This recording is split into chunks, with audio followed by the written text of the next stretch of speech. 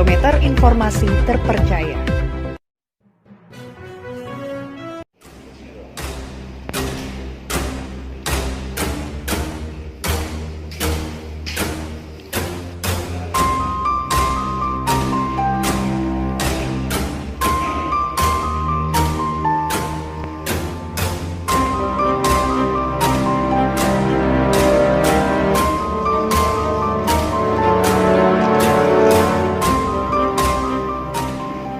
Pengungkapan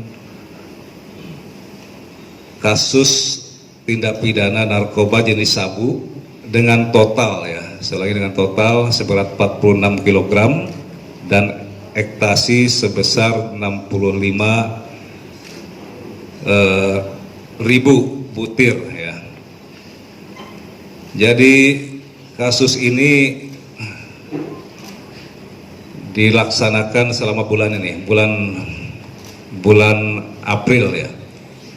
Jadi mulai tanggal 18, kemudian tanggal 21 dan tanggal 24 di 4 TKP ya. Di 4 TKP. Sebenarnya kasus yang kita ungkap cukup banyak. Kita sampaikan 4 kasus yang cukup besar. Tadi dengan jumlah barang bukti sebesar 46 kg. Kemudian tersangka yang kami tangkap ya, itu sebanyak 9 orang, 2 tersangka di TKP yang pertama, kemudian 4 tersangka di TKP yang kedua, serta 2 di TKP yang ketiga dan 2 di TKP yang keempat, yaitu untuk TKP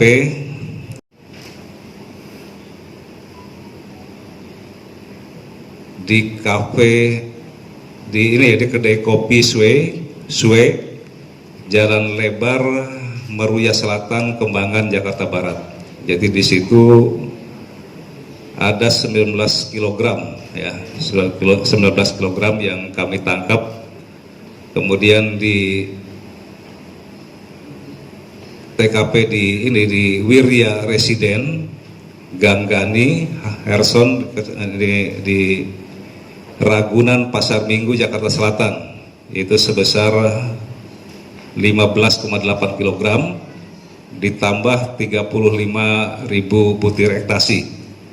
Kemudian di TKP yang ketiga, yaitu di 4 TKP yang perlu saya sampaikan. Kemudian tadi kami sampaikan ada 9 tersangka ya, dan memang di sini khususnya yang di wilayah Jakarta Barat, yang saya ulangi di wilayah Jakarta Pusat.